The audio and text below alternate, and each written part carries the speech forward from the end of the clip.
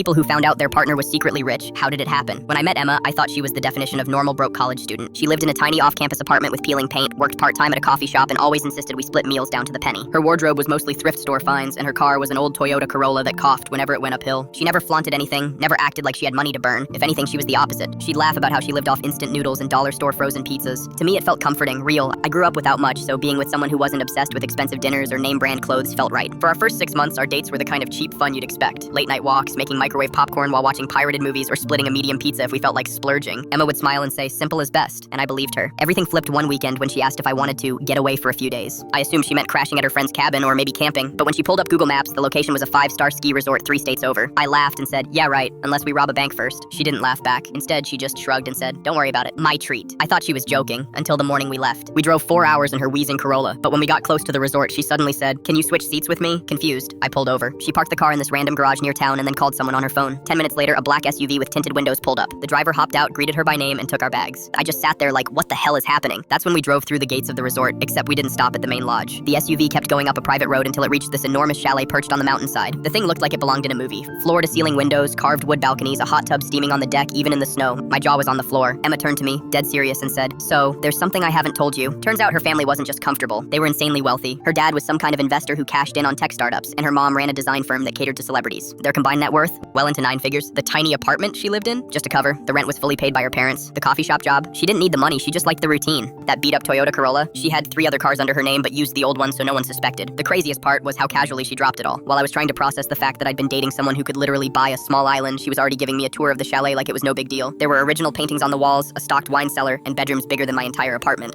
That night her dad joined us for dinner, flown in by private helicopter. At one point he pulled out a bottle of wine older than both of us combined and poured it like it was tap water. I sat there in my clearance rack sweater staring at a steak that probably cost more than my monthly rent, while Emma chatted with her dad about stocks and real estate. Her dad asked me what my portfolio looked like, and I panicked because the only portfolio I had was a folder of unpaid student bills. Later I asked Emma why she hid it. She looked embarrassed and admitted her last relationship ended because the guy only cared about her money. He pressured her into buying him expensive watches, vacations, and even tried to get her parents to invest in his startup. After that, she swore she'd never reveal her background until she knew someone liked her for her. It was like puzzle pieces clicking together. Suddenly, all the weird little moments made sense. How she never worried about rent being late. How she once casually paid for groceries with a $100 bill like it was nothing. How she always had the newest phone but claimed it was a hand-me-down. After that trip, our relationship shifted. She stopped pretending. The following month, she surprised me with tickets to Europe. I panicked about affording the trip, but she laughed and said, "I told you, money isn't an issue." We flew first class. I got handed champagne before I even sat down. At the hotel, the bathroom was bigger than my entire dorm room. I stood there with a robe so fluffy I thought I'd float away, wondering how this became my life. But the moment that broke me was when she sat me down one night and said, "I want to do something for you." Then she pulled out an envelope. Inside was a check, enough to wipe out my entire student loan debt, over $50,000. I couldn't speak, I couldn't breathe. I just cried while she hugged me and said, "Now you don't have to carry that weight anymore."